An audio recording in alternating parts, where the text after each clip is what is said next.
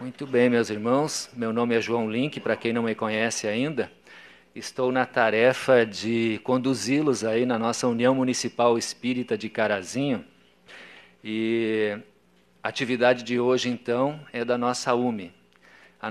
Nós somos 12 casas espíritas e dizem que a nossa UME é uma das mais extensas que tem. É lá de Selba e vai até Ronda Alta, Constantina. São 200 e poucos quilômetros de distância, né?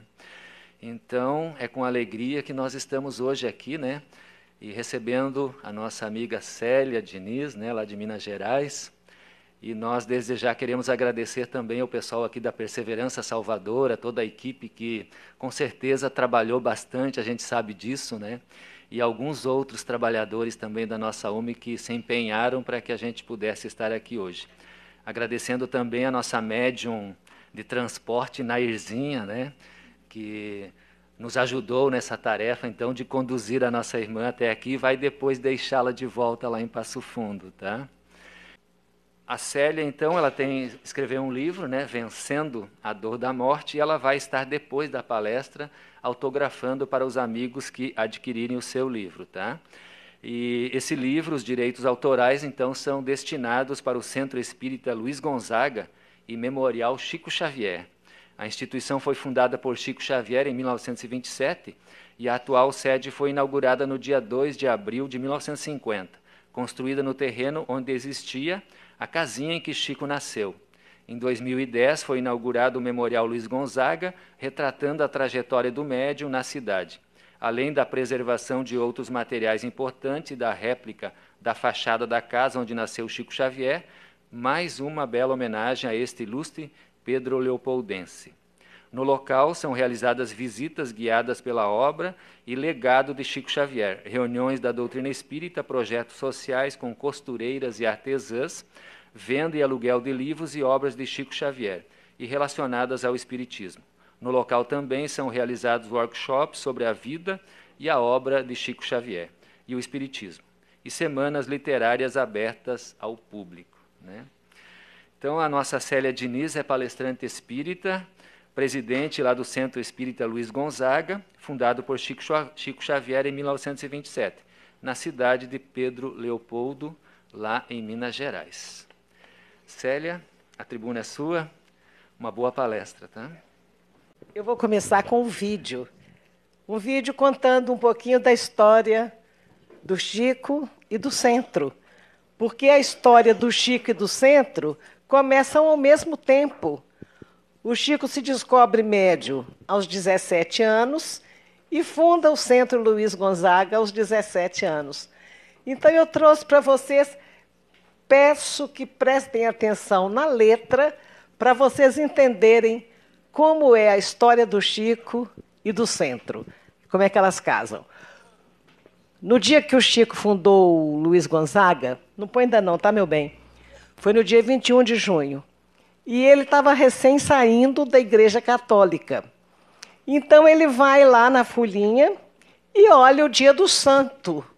E põe o nome do centro no São Luís Gonzaga, que era o dia de São Luís Gonzaga. E Emmanuel vai e diz, Chico, Emmanuel, guia do Chico, Chico, para você dar o nome de um santo da Igreja Católica a um centro espírita, você precisa perguntar ao santo se ele concorda. Porque você não pode fazer isso sem perguntar. Vamos perguntar. E Emmanuel, um espírito elevado, vai ao mundo espiritual superior, encontra o Luiz Gonzaga e pergunta, escuta, tem um rapaz lá, vai fundar um centro espírita e quer dar o seu nome, que hoje é o seu dia. Você concorda? Ele, concordo. Então, vocês vão ver isso na história, ela foi escrita em poema. Vamos lá, e o nosso coral do Luiz Gonzaga é que canta, mas vai cantar a nossa história.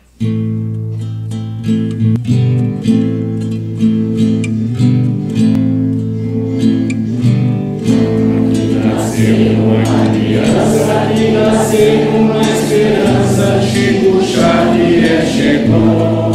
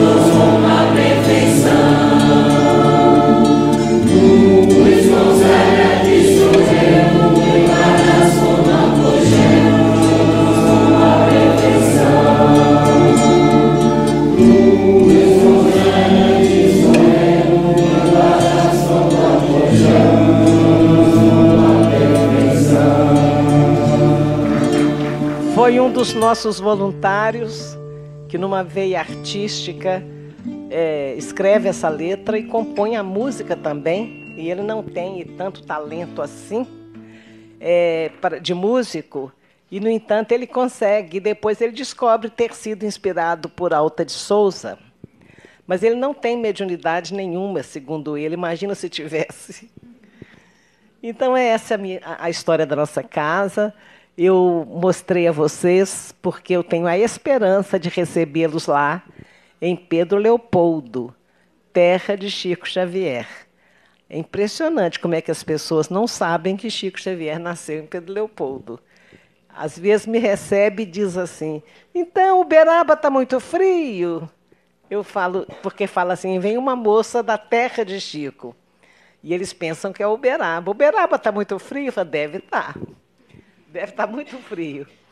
Então, essa é a história do Chico. Eu espero vocês lá. A Fazenda Modelo também é belíssima, onde ele trabalhou. A casa onde ele morou os 10 últimos anos é um centro de referência da obra dele também. Muito bacana. Esperamos vocês. Quando meu filhinho caiu da garupa da bicicleta da babá, e uma quedinha boba, porém fatal, daí 3 dias ele desencarnava, a cidade inteira comentava, solidária, a tragédia que havia acontecido com a professora de Química do maior colégio da cidade. Todo mundo conhecia todo mundo, a cidade era pequena, e todo mundo comentava a minha tragédia. E todas as vezes que acontecia algo de trágico com alguém, as pessoas vinham a mim me perguntando como é que eu tinha conseguido dar conta daquela dor. Elas comentavam, naquela época, que uma mãe espírita sepulta um filho com muito mais equilíbrio, com muito mais aceitação, com muito mais força, com muito mais coragem. E eu não me sentia assim. Eu sentia era que o mundo havia desabado sobre a minha cabeça. Mas mesmo diante de toda a dor, as pessoas achavam que uma mãe espírita sepulta o filho de forma diferente. E a partir daí, começaram a me procurar, a me perguntar onde que eu encontrei forças, a me perguntar o que eu sabia do Evangelho de Jesus, que eles não sabiam, o que eu sabia que me fortalecia tanto. E eu conversava com essas pessoas sobre os princípios da doutrina, mas eu sentia que eu não estava ajudando em nada. Aquelas pessoas enlutadas saíam de perto de mim igual chegaram. E eu fiquei muito incomodada com aquela situação. E a gente sempre ia a Uberaba visitar o Chico. E eu falei com ele: Chico, eu não estou conseguindo levar consolo para ninguém. Essas pessoas, elas estão me procurando, estão saindo perto de mim exatamente como chegaram. E o Chico diz para mim assim: ah, minha filha, você é uma privilegiada, porque para você o Evangelho chegou antes da dor. Você não imagina o que passam as pessoas, que o Evangelho só chega depois. Você é uma privilegiada. Essas pessoas a quem você quer consolar tinham que fazer o curso de religião que você teve ao nascer numa família espírita. Então, a resposta parece um pouco estranha, não parece? Porque é claro que a gente entende que as portas de Jesus se abrem em qualquer tempo, em qualquer momento, em qualquer situação em que a gente esteja. Se a gente bater as portas de Jesus, as portas vão se abrir. Mas o Chico se referia a uma construção de uma fé mais sólida. E essa construção de uma fé mais sólida não pode ser feita de uma hora para outra. E essa construção de uma fé sólida é o que nos fazia manter a confiança em Deus, mesmo na hora das tempestades. É este o aspecto mais consolador da doutrina espírita. A doutrina espírita nos ensina de onde viemos, para onde vamos, o que estamos fazendo aqui, quem somos nós, por que sofremos, por que morremos. A doutrina espírita, nos dando essas respostas, nos permite que vejamos Deus através das nossas lágrimas. É você sair da porta de um CTI e o filho não sair com você, e você não vai dizer: pedi tanto a Deus que meu filho se curasse e ele não me atendeu. Quantas vezes a gente ouve isso? E a doutrina nos mostra que Deus atende sim, porque a doutrina veio desfazer esse nevoeiro que nos impede de ver o Evangelho de Jesus como uma verdade que liberta. E vamos conversando um pouco sobre isso, para a gente compreender a importância da presença de Jesus na Terra. o que significou para as nossas vidas o Evangelho ensinado por Jesus. A gente parou realmente para pensar nesses ensinamentos. Particularmente, eu gosto muito quando Jesus disse: vinde a mim todos vós que estáis aflitos e sobrecarregados, que eu vos aliviarei. Vinde a mim para que vocês tenham repouso, descanso para as vossas almas. Então, a gente tem que entender, e na doutrina a gente entende, o que significa ir a Jesus e encontrar o repouso para as nossas almas.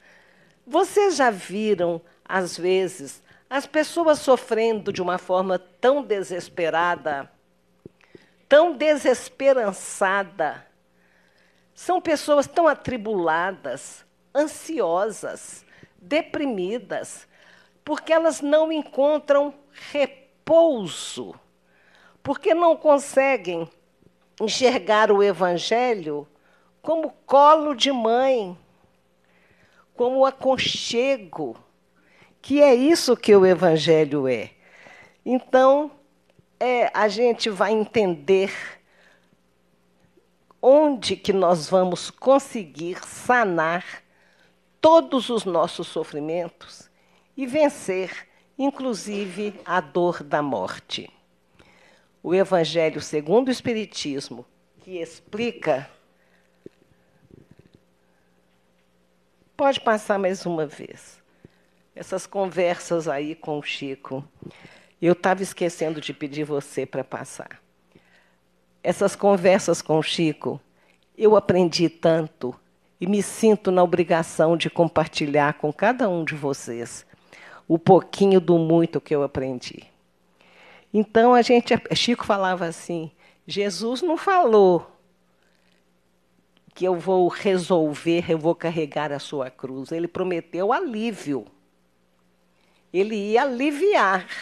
Ele não ia carregar a sua cruz. Então, você já vai tendo aquela posição mais madura, né, para enfrentar a própria realidade.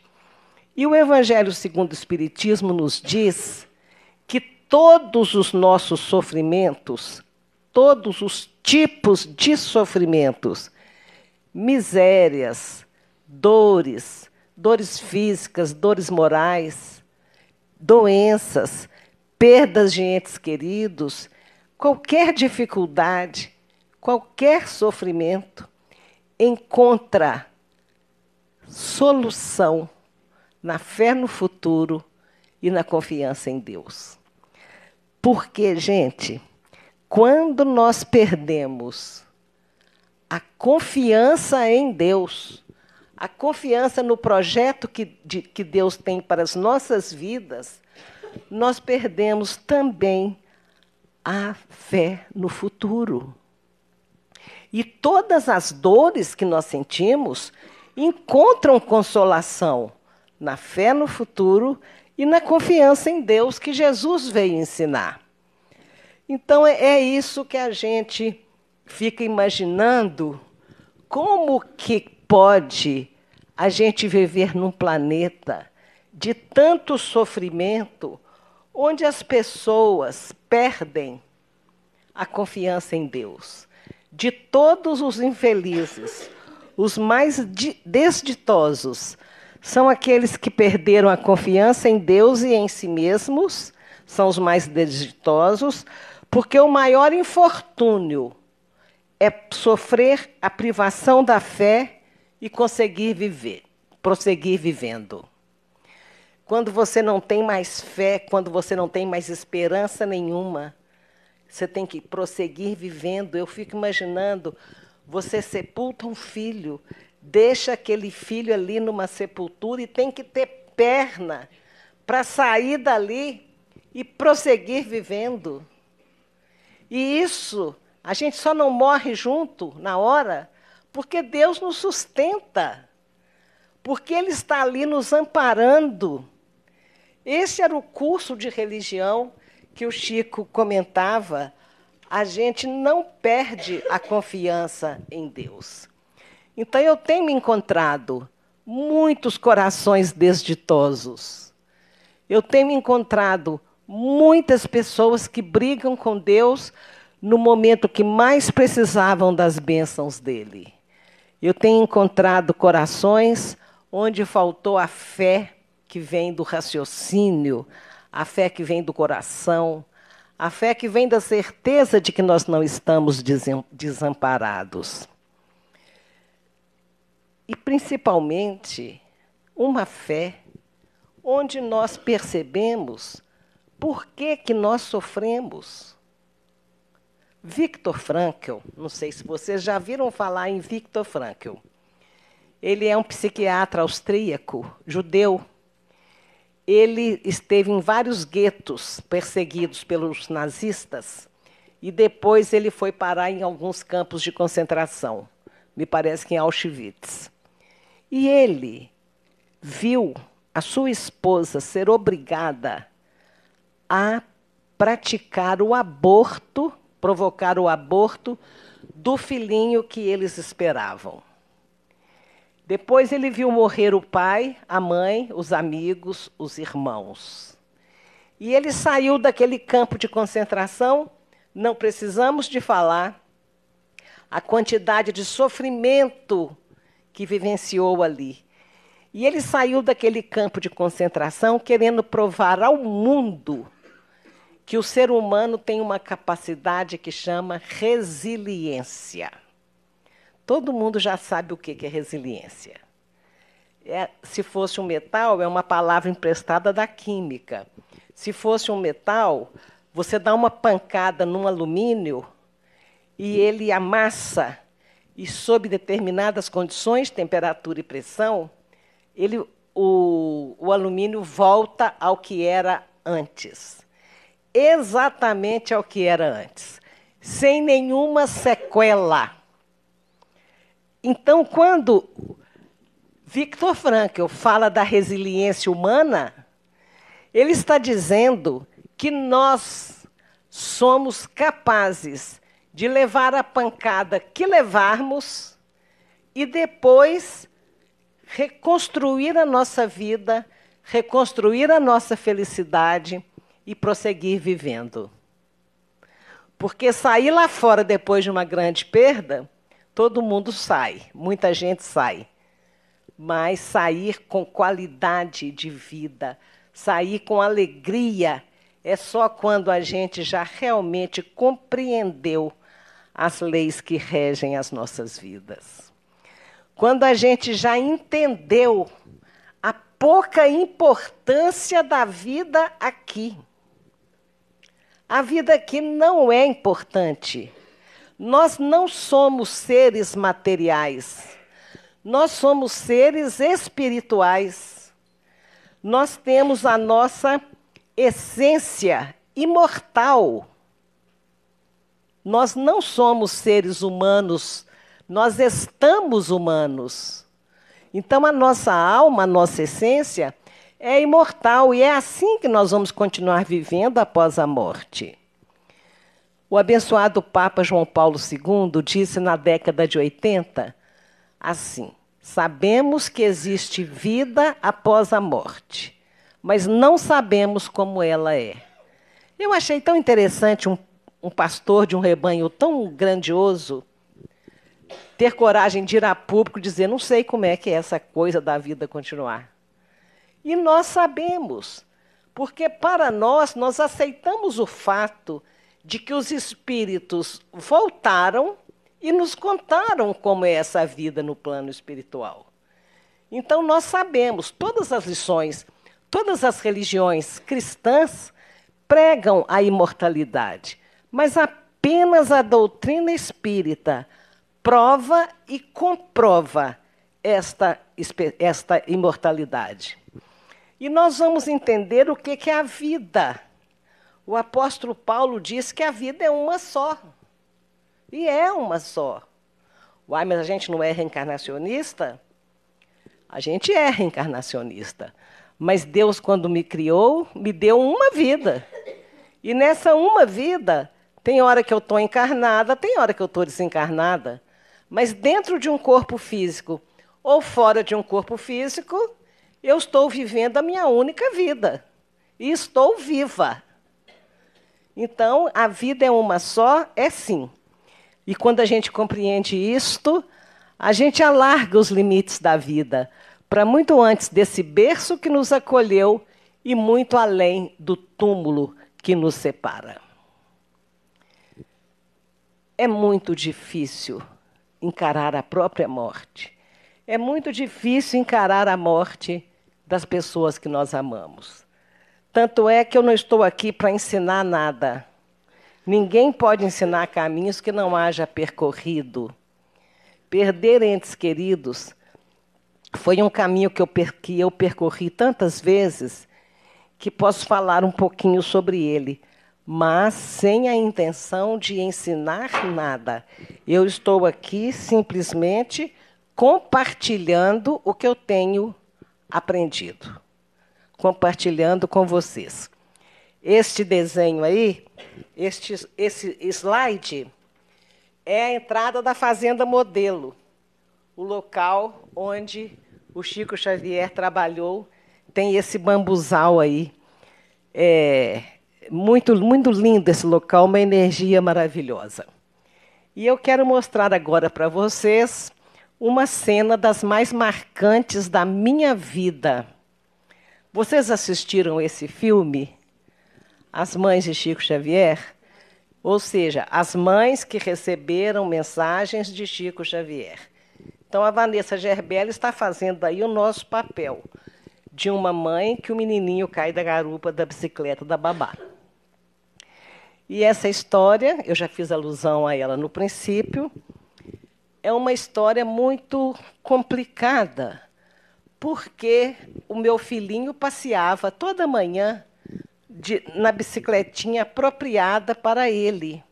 E nesse dia, nesse fatídico dia, ele foi colocado numa bicicleta grande na garupa, porque a bicicletinha própria para ele estava com o pneu vazio. Então, a babá pôs numa bicicleta grande e foi passear. Parou numa esquina, ele desceu para comprar algo. Quando ele sobe na bicicleta, ele tinha 3 anos, e ele sobe na bicicleta, ele dá um impulso tão forte que ele passa direto e cai do outro lado, dá 2 pontinhos aqui, assim, nas meninges, aqui na nuca, e na sexta-feira, de manhã, pontinho bobo, uma quedinha boba da garupa de uma bicicleta parada. E, na segunda-feira, antes, ele tem uma primeira convulsão às 7 horas, e antes de 10 horas já estava morto. Então, essa menina falava comigo: eu matei seu filho, você me perdoa? Não, você não matou meu filho. Não foi você que matou meu filho. E ela voltava: matei sim.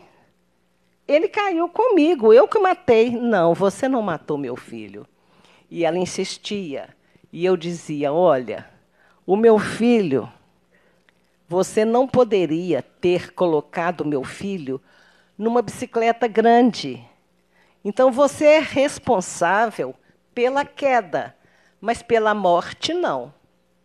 Porque era uma quedinha tão boba, ele poderia não ter morrido. Você não matou meu filho. Não foi você. E ela não entendia e voltava: eu matei seu filho, sim. Um dia eu disse a ela: olha, o meu filho não morreu porque caiu da bicicleta. Ele caiu da bicicleta porque estava na hora dele morrer. Escutem bem isso. Como é que muda a história toda. Aí eu chego em Uberaba, 4 meses após. O Chico fala comigo assim: você perdoou a babá, não é, minha filha? E eu olho nos olhos dele para ele entender que não era uma questão de perdão, para eu não ter que explicar. Eu olho nos olhos dele e falo: perdoei, Chico. Perdoei a babá. E ele fala assim: você acha que fez muito? por tê-la perdoado? Você devia ter agradecido a ela, que foi dos braços dela que ele caiu e não do seu. Nem você, nem o seu marido suportariam o remorso. E eu fiquei imaginando aquela questão do remorso e fui entender, e fui pesquisar Kardec, porque eu queria escrever sobre essa história. É um lado muito interessante do perdão, gente. Aquelas pessoas difíceis que estão nas nossas vidas e nos causam sofrimentos, essas pessoas difíceis, se não estivessem em nossas vidas, nós sofreríamos muito mais. Então, elas vêm para nos ajudar com o que tem de nos acontecer. Porque existe uma certa fatalidade em nossas vidas. E quero deixar isso bem claro daqui a pouco, porque nosso destino não está pronto. Nós podemos construir a nossa vida a cada momento, mas tem umas 4 ou 5 coisas que você não muda, que você não sai fora. E entre elas, sabe o que é? O jeito, o gênero de morte e o momento da morte. Você não muda isso. Você pode mudar, sim. Eu posso me matar antes da hora. Eu posso cometer um suicídio. Chico Xavier falava dos pequenos suicídiozinhos que a gente perpetra contra nós mesmos diariamente. A alimentação inadequada, a vida sedentária, a tristeza profunda que queima as defesas do organismo. Uma simples gripe pode virar uma pneumonia e te levar embora. Um ataque de cólera, de raiva, pode queimar o seu fluido vital, pode queimar o combustível que você veio para ficar 70 anos, você fica só 65, porque você queimou aquele combustível. Os vícios físicos podem tirar de 5 a 10 anos da sua vida. Então, você pode se matar antes da hora. Mas as leis de Deus não permitem, absolutamente não permitem, que o outro te mate antes da hora. Não há bala perdida. Não há a pessoa errada na hora errada. O ladrão, ele pode dizer assim: hoje nem que eu mato alguém, mas eu vou conseguir dinheiro para me drogar. E ele vai escolher a esquina, ele vai escolher as armas, ele vai escolher o dia, ele vai escolher a hora. Mas a vítima, ele não tem autoridade moral para escolher. E só passa ali, naquela hora, quem estava marcado para partir naquela hora e partir de forma violenta. É este o Deus que a doutrina espírita nos autoriza a acreditar. O Chico Xavier me disse: você fez muito bem de ter perdoado a babá, mas deveria ter agradecido, porque o seu filho foi um espírito que utilizou mal a inteligência numa existência anterior.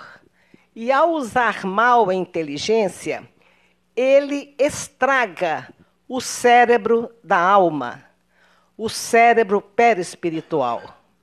E ele vai para o mundo espiritual, depois daquela existência finda, onde ele tinha usado mal a inteligência, ele chega lá no plano espiritual com dores na cabeça, dores horríveis de cabeça. E ele precisava de um corpo físico onde ele deixaria aquele estrago no corpo, do corpo da alma. Ele precisava de um corpo físico para deixar aquele estrago. E aquele estrago se expressaria nessa existência como um aneurisma que romperia com queda ou sem queda. Como um aneurisma. Então, aí eu fico imaginando a causa, e estudei muito para contar para vocês, todos os tipos de mortes, mortes prematuras, mortes por doenças, um tumor que sai lá aos 6 anos numa criança, aos 40 anos, um problema cardíaco que sai aos 70. Todos esses problemas são problemas que estão no corpo da nossa alma. E a gente precisa do corpo físico para deixar esses problemas. E quando a gente morre de câncer, por exemplo, a gente fala, pedi tanto a Deus que me curasse. Ele curou o corpo eterno. Ele curou o que realmente conta. Porque o que realmente conta é a nossa essência e não o nosso corpo físico. O corpo físico é passageiro. Então, isso explica todas as doenças que nós temos. Geralmente, resultado do nosso plantio equivocado. Todas as doenças. E quando a gente sofre a doença, ela é uma libertação daquele problema que estava na nossa alma, no nosso corpo eterno. O Chico me contou, ele descreve a minha sala de televisão, onde os meus filhos, meus 3 filhos, era o mais novinho com 3 anos, a Mariana com 4 anos e meio e o Aguinaldinho com 6 anos. Eles brincavam de cambalhotas nas almofadas e Chico me mostra a altura que dava as almofadas. E ele fala assim para mim, o seu pai, em espírito naturalmente, ficava na sua casa como um anjo de guarda, protegendo a cabeça do filhinho para que ele não batesse a cabeça no chão e morresse antes da hora. Morresse antes da hora. Então, se um menininho de 3 anos, para Deus faz diferença ele partir hoje ou amanhã, imagina para as pessoas adultas que já têm as suas vidas encaminhadas, muito mais diferença ainda faz. Então, as leis de Deus não permitem que a gente morra antes da hora. Isso, gente, tem ajudado muitas pessoas a compreender a culpa. Muitos carregam uma culpa enorme. Uma senhora me disse, se eu não tivesse gritado, meu filho não teria morrido, não é verdade? Ela tinha um depósito de gás no Triângulo Mineiro e ela escutou um grito, ela escutou barulhos. Ela abriu a porta e deu de cara com um marginal armado. Ela assusta e ela grita pelo filho. Aquele rapagão vem correndo, o ladrão assusta, dá 2 tiros na cabeça dele, ele cai morto aos pés da mãe. E a mãe diz, se eu não tivesse gritado, meu filho não tinha morrido. Não, tinha morrido. Ele tinha morrido, sim. Ele tinha morrido de outro jeito, ele mesmo tinha escutado, porque as leis de Deus não permitem que as nossas atitudes abreviem a vida dos outros, e nem que as nossas atitudes ampliem a vida dos outros. As nossas súplicas, as nossas orações também ampliam. Então, quando o Chico me escreve, quando o Chico me diz que eu precisava de perdoar e agradecer a moça, eu fiquei imaginando uma história, gente, de um casal que esqueceu a filhinha de 3 anos no carro, no calor de 40 graus do Rio de Janeiro, E quando o marido sai do serviço às 5 da tarde, pensando buscar a menina na creche, ela estava morta no banco de trás do carro. Que ele não teria feito para que aquela menininha tivesse caído lá do colo de uma monitora na creche, por exemplo, para ele não levar aquela culpa horrível. E a mulher dele me diz: olha, eu perdoei o meu marido porque eu o amo, porque eu sei que a culpa não é dele. Eu o perdoei, mas quando eu li o seu livro, que você explica que nós saímos do plano espiritual com um planejamento reencarnatório, vocês já viram falar disso? Programação reencarnatória? Ela é maleável, ela não é uma receita de bolo. Ela tem uma certa maleabilidade, mas existem algumas coisas que você não muda, e não muda mesmo. Então, ela sai, ela disse: eu entendi, eu, meu marido e minha filha tínhamos que viver essa história, e eu ia perdoá-lo. Mas eu ajoelhei aos pés dele e agradeci, porque da nossa história ele escolheu a pior parte, que foi ficar com a culpa. E eu agradeci, porque ele escolheu a pior parte. Então a gente vai vendo como que, por mais terrível que esses conceitos sejam, nós temos nas nossas mãos um patrimônio histórico extraordinário na doutrina espírita, um patrimônio espiritual extraordinário para aquietar o nosso coração, para trazer compreensão e repouso para as nossas almas. Essa história, né, você pode imaginar que não existe bala perdida? Não existe. A bala é direcionada por uma lei perfeita, eterna, imutável, como o próprio Criador. E quando eu falo dos meus pais, eu falo com gratidão por terem me recebido numa família espírita, por terem me moldado na educação dessa doutrina e por terem me ensinado tanto o desencarne do meu pai. Eu quero contar para vocês como foi, porque é uma história de muita esperança.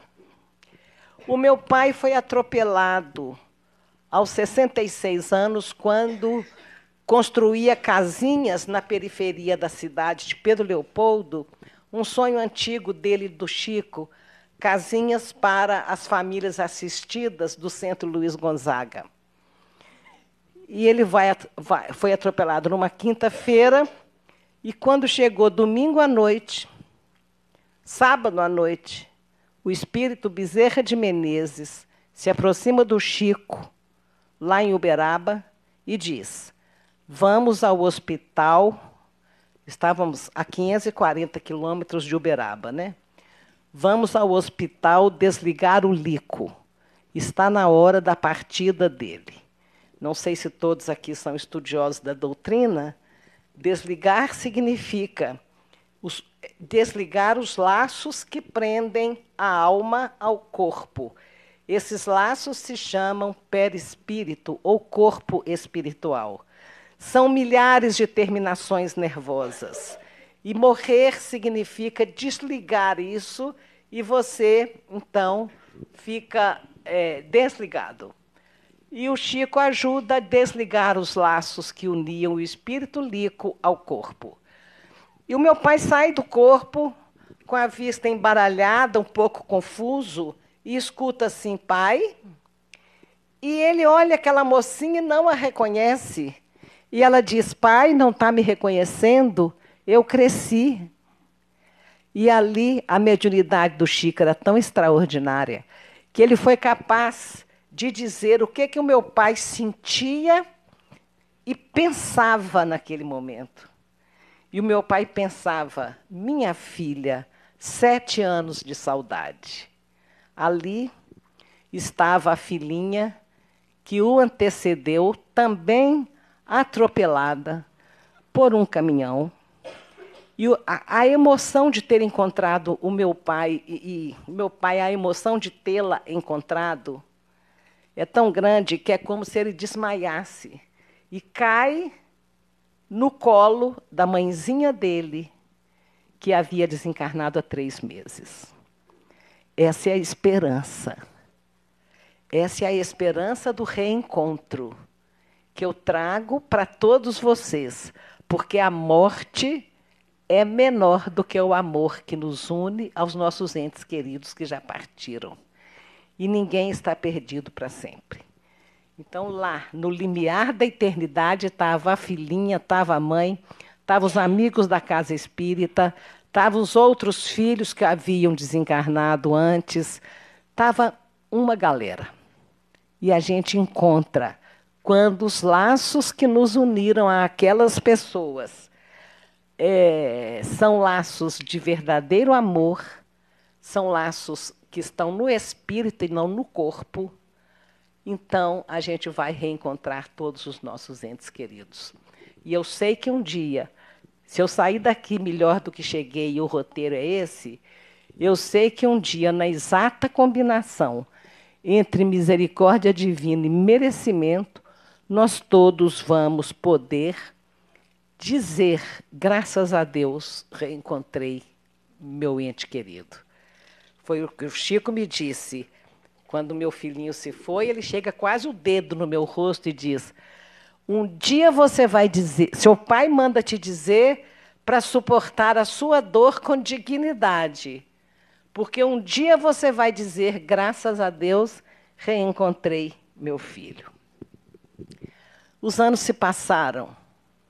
Eu procurei me dedicar mais. Eu procurei me dedicar mais às coisas do centro. Me aposentei do colégio. E um belo dia estava de novo na porta de um CTI, pedindo a Deus que deixasse a minha linda Mariana comigo. E, no entanto, uma dengue hemorrágica a levou em 3 dias. Se naquela época eu dizia para o Chico falava comigo, você acha que fez muito? E quando o filme veio à tona, as pessoas me perguntavam, Chico te falou aquilo? Você tinha que ter agradecido? Chico te falou aquilo? Tão, não parece com ele. Só que o Chico, naquela época, ele via o meu coração. E o meu coração estava dizendo, viu, Chico, como é que eu sou magnânima? Perdoei a babá. Tinha um orgulho ali, gente. Tinha um orgulho ali, dizendo, viu como é que eu conheço as leis que regem as nossas vidas?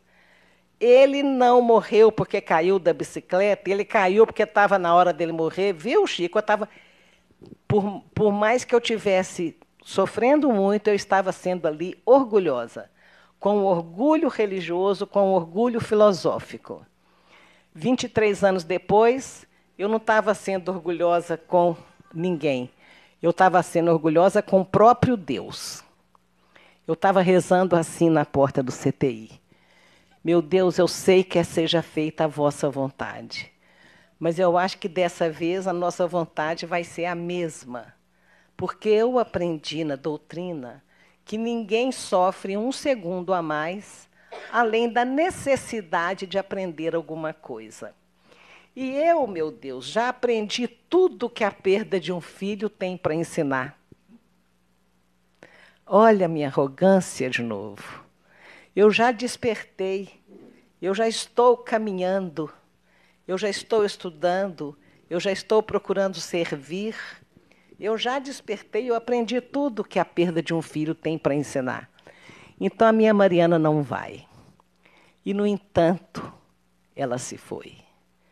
Naquele momento, eu fiquei tão assustada, tão estupefata, porque eu não esperava ter que passar pela mesma dor de novo. Eu achava que eu não precisava daquela dor. E eu tive que encarar aquela dor. Encarar com ela.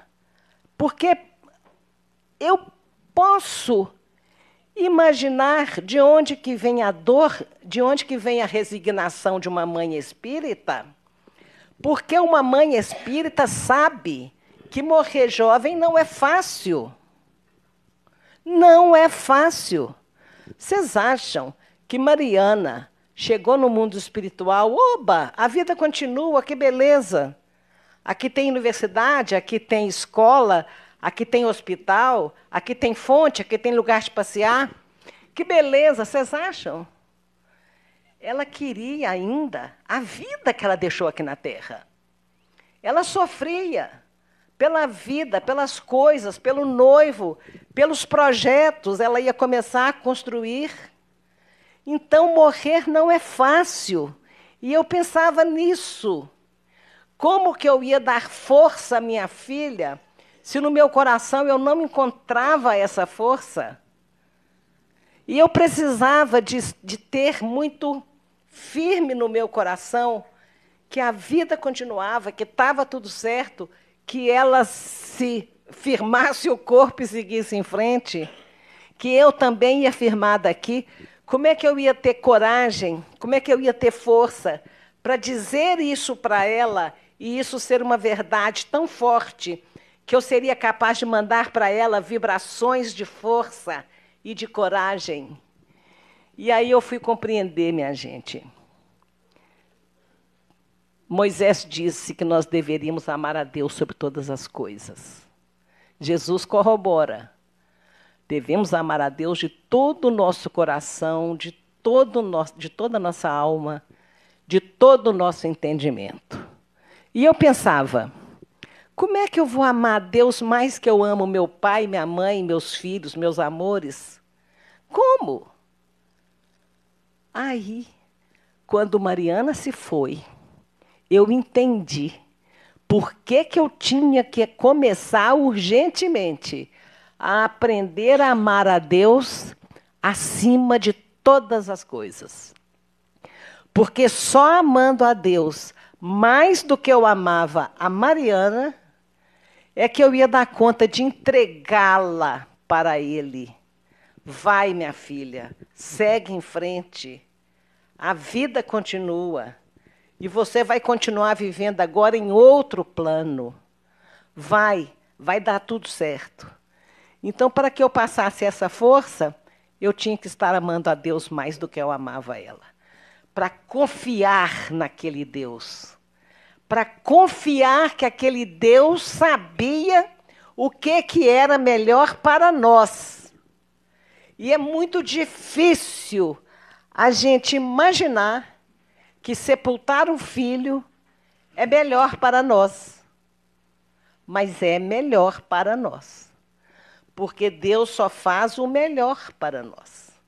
Então, quando a gente não entende o porquê das coisas acontecerem, e a gente não consegue achar aquilo melhor, porque a gente não entende, a gente precisa só de compreender o seguinte: eu não sei por que a partida da minha filha foi melhor para nós. Mas tenho certeza de que um bom motivo Deus teve para que as coisas acontecessem dessa forma. Então, isso é não perder a confiança em Deus. Isso é não perder a fé na vida. Eu tenho certeza que algum motivo houve para que as coisas fossem desta forma. E aí você consegue, superando aos poucos a sua dor, e isso só é possível com a oração. Olha que coisa linda.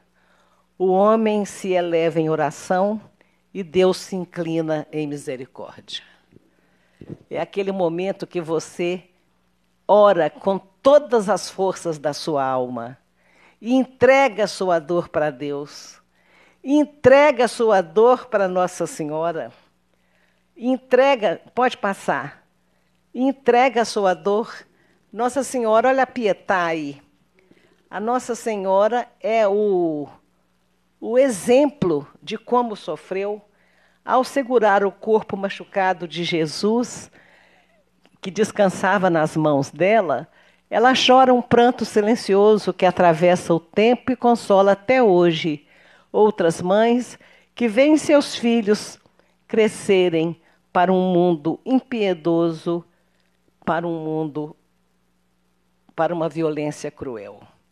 Estou dizendo isso porque pouco tempo depois que Mariana se foi, uma senhora diz para mim assim: a minha filha é drogadita, ela não vai em casa pegar a mesada para não ter que dar satisfação. Tem 3 meses que eu não a vejo. Eu não sei se ela está morta numa valeta. Eu não sei se ela trafica para drogar-se. Eu não sei se ela se prostitui para drogar-se.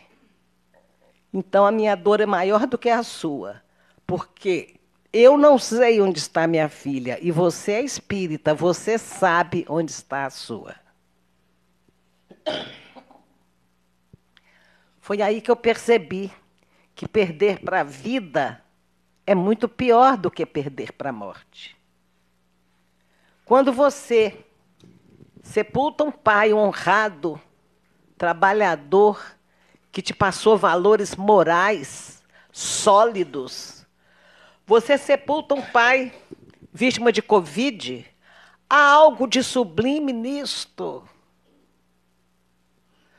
Quando você abre os jornais e vê lá a foto do seu pai escancarada como um corrupto, como um político corrupto, como alguém que está desviando a merenda escolar, como alguém que está desviando os medicamentos, você morre de vergonha, você perde aquele pai para a vida.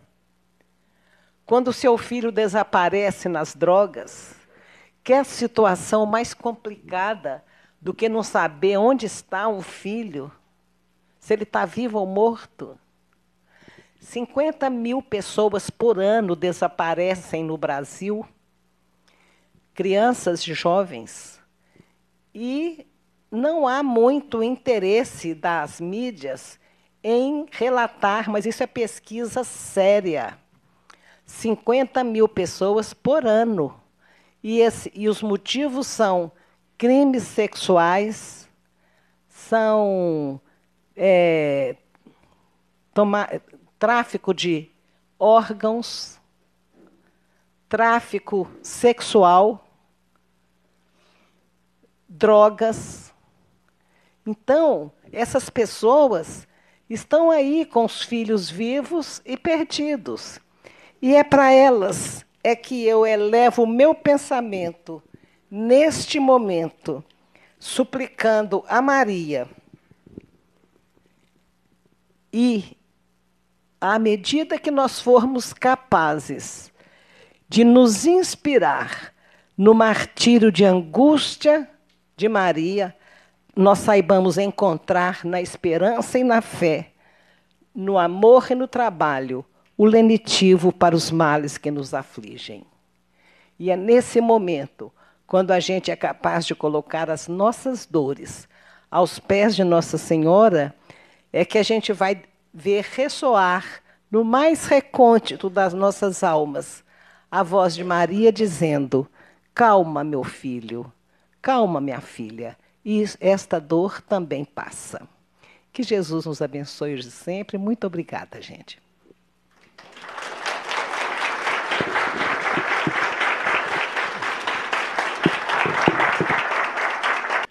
João Paulo, ele é lá de Sarandi, da Sociedade Espírita Joana de Ângeles. Ele é o nosso vice-presidente da nossa UME Carazinho.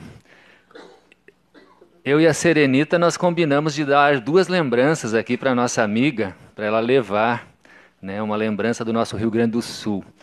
E aí nós vamos passar para o João Paulo, então, para ele fazer essa entrega aí. E depois a nossa companheira... Eu fico com muita vergonha quando eu ganho presente. Deixa pelo menos descer e receber escondido. Não, mas você vai gostar, eu acho.